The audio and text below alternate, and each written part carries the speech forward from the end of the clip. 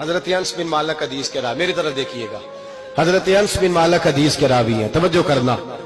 کہتے ہیں ایک بی بی حضور کے پاس آئی، اپنا علاقہ چھوڑ آئی، آ کے کھڑی ہوئی تو اس نے کہا حضور میں خاندان بھی چھوڑ آئی ہوں، سسرال بھی، میکا بھی، ننیال بھی، ددیال بھی، میں ہر ایک کو چھوڑ آئی ہوں، میں جائیداد والی تھی وہ بھی چھوڑ آئی ہوں، مال دولت بھی چھوڑ، ایک میرا بیٹا تھا جوان وہ میں ساتھ لائی ہوں۔ سونیا یہ آپ کی نوکری کرے گا اور میں حضرت فاطمہ کی ڈیوٹی کروں گی، میں حضرت عائشہ کے برتن دھویا کروں گی، میں بھی نوکری کروں گی، حاضر ہے۔ فرماتے ہیں رسول پاک نے بچہ اصحاب صفہ میں رکھ لیا، اصحاب صفہ میں، اور بی بی کو نبی پاک صلی اللہ علیہ وسلم نے عورتوں کے ساتھ متعین کیا۔ حضرت انس کہتے ہیں وہ نوجوان بڑا پیارا، بڑا میٹھا، بڑا دھیما، بڑا وفاشار، وہ سبق اچھی طرح یاد کرتا، وہ نماز دلچسپی سے پڑھتا، وہ حضور کی باتوں کو غور سے سنتا، وہ رسیلا، وہ سنجیدہ، وہ کم گو، وہ میٹھا، وہ پیارا۔ کہتے ہیں بڑی دلکشا طبیعت، اس کی مقناطیسی سی شخصیت، طبیعت کھنچی چلی جائے اس کی طرف، بڑا حسین و جمیل وہ نوجوان۔ اس ماں بیٹے کے تذکرے ہونے لگے کہ بڑی جائیدادیں چھوڑ کے آئے، بڑے مال والے، انہوں نے بڑی قربانی دی ہے، ہر رشتہ ناتا توڑ کے رب رسول سے یارانہ لگایا ہے، اللہ بڑا بے نیاز ہے۔ وہ بچہ بیمار ہو گیا، شدید علیل ہوا۔ حضرت انس بن مالک فرماتے ہیں ہم قریب جا کے بیٹھے تیمارداری کرنے تو اتنا علیل ہوا کہ اس کا وجود کانپنے لگا۔ کہتے ہیں کچھ ہی دیر گزری تو اس نے کلمہ پڑھا، روح پرواز کر گئی، روح پرواز کر گئی، سننا روح پرواز کر گئی۔ کہتے ہیں نبی پاک صلی اللہ علیہ وسلم کو بلایا، حضور آئے تو آنکھوں میں آنسو۔ نبی پاک صلی اللہ علیہ وسلم نے سر پہ ہاتھ پھیرا اور پہلے حضور نے جملے ارشاد فرمایا تم غسل دو، کفن دو، میں خود اس کا جنازہ پڑھاؤں گا۔ پھر حضور نے فرمایا نہیں، اسے غسل نہیں دینا، ارادہ بدل گیا ہے، پروگرام تبدیل ہو گیا، اسے غسل نہیں دینا، کفن نہیں دینا۔ حضور کیا کرے؟ فرمایا اس کی اماں کو جا کے بتاؤ۔ یہ نہیں فرمایا بلا کے لاؤ، اماں کو جا کے بتاؤ۔ حضرت انس کہتے ہیں میں نے کوئی نرالا سا رنگ دیکھا، کوئی منفرد سا انداز دیکھا، ہمیں بھیج دیا اماں کو بلاؤ، اور خود نبی پاک اس کمرے سے نکل گئے اور حضور کے آنسو بھی یکدم خشک ہو گئے، مزاج بدل گیا، پریشانی بدل، اماں کو بلاؤ اس کی۔ نہیں ارادہ ہے محبوب کیا ہے، ارادہ ہے خدا کیا ہے؟ جب اس کی اماں کو جا کے خبر دی تو ماں کو تو بس کوئی اتنا بتا دے کہ بیٹا سائیکل سے گر گیا ہے، سائیکل سے گر گیا ہے۔ اماں ساری رات سوتی نہیں۔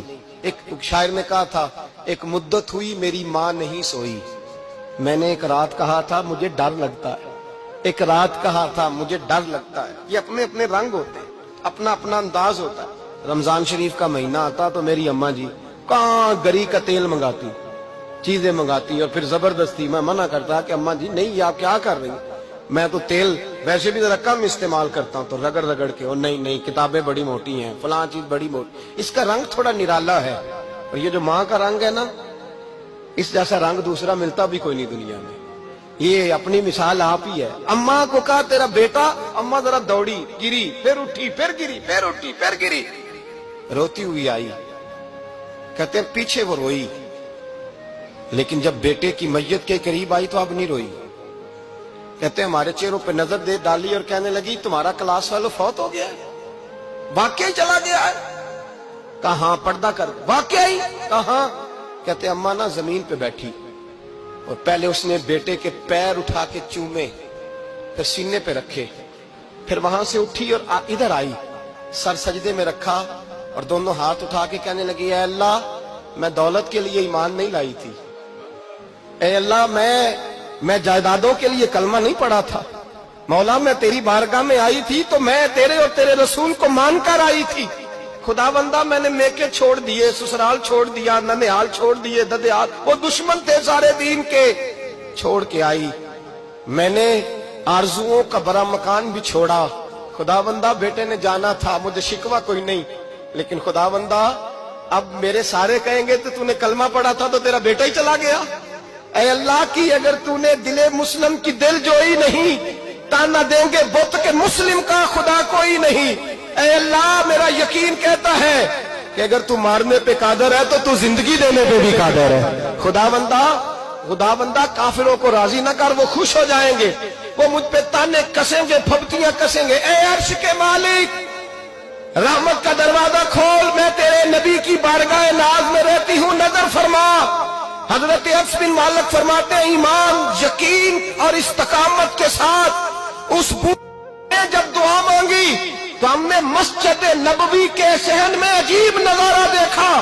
एक माँ ने दुआ मांगी तो बेटा उठ के बैठ गया। कहते हैं बेटा उठ के बैठ गया, कलमा पढ़ तो वो उठ के बैठा, माँ ने सीने से लगाया और माँ और बेटा नारे लगाने लगे, लोगों सुनो, कुरान भी सच्चा, इस्लाम भी सच्चा, अल्लाह भी सच्चा, ये मस्जिद नबी सच्चों का घर, और सबसे बढ़ के अल्लाह का रसूल सच्चा। अल्लाह के रसूल सच्चे, महबूब सच्चे, मस्जिद में रहने वालों में सबसे बढ़कर सच्चे रसूल कायनात सल्लल्लाहु अलैहि वसल्लम का दीन सच्चा। फरमाते रसूल पाक को खबर दी तो महबूब ने मुस्कुरा के फरमाया, मेरे रब की ताकतें बड़ी ज्यादा है। इन्नल्लाह अला कुल्लि शैइन कदीर, अल्लाह की ताकत बड़ी है। ईमान था, यकीन, इस्तकामत, बच्चा उठ के बैठ गया। हजरत अनस कहते हैं वो हुजूर के जमाने में भी हयात रहा, विसाले जाहिरी के बाद हजरत अबू बकर के जमाने में भी मौजूद रहा, उमर के जमाने में भी मौजूद, हजरत उस्मान के जमाने में उसकी माँ का इंतकाल हुआ, उसने अम्मा को दफन किया और माँ के बड़े अरसे के बाद उसने पर्दा किया। जब हम उसकी तरफ देखते थे ना, देखते उसकी तरफ थे, पर हमें उसकी अम्मा का ईमान याद आ जाता था, हमें यकीन। ओ भाई, कभी तूने रब करीम की बारगाह में सर सजदे में रख के मांगा ही नहीं, तू कभी आया ही नहीं, वरना उसके दरवाजे से कोई खाली जा सकता, सवाल ही नहीं पैदा होता कोई खाली जाए, कोई जाता ही नहीं, वो भेजता ही नहीं, उसका अंदाज ही नहीं, उसका ये करीमाना अंदाज ही नहीं, वो भेजता ही नहीं, वो तो नवाज देता है। ईमान, यकीन, इस्तकामत अपनाइए और ये अपनी जिंदगी में अल्लाह तबारक व तआला के साथ जुड़िए। ये तो दुनियादारों के साथ हम ताल्लुक जोड़ के रखते हैं, कभी SMS, कभी टेलीफोन, कभी ईद पे मुबारकबाद, कभी फलां जगह, दुनियादारों से जोड़ के रहते हो, खुदा से जोड़ के रहो। कभी फजर में जुड़ जाओ, कभी जोर में जुड़ जाओ, कभी तिलावत में जुड़ जाओ, कभी दुरूद और सलाम की वजह से रब करीम के साथ ताल्लुक बनाओ, कभी रमजान में, कभी ईमान में, कभी हज में, कभी उम्रे में, कभी किसी गरीब की मदद में, कभी किसी लाचार की मदद में, कभी बेकस की मदद में, कभी मजबूर की मदद। जुड़ जाओ अल्लाह तबारक व तआला के साथ, मजबूत ईमान, मजबूत कुव्वत पैदा करो, तवानाइयां हासिल करो, अपने अंदर खूबी पैदा करो। मेरे भाई याद रखें, ईमान मजबूत होता है तो अल्लाह अर्श से मदद नाजिल फरमाता है, और जब ईमान कमजोर होता है तो जो मदद पास होती है वो भी छिन जाती है।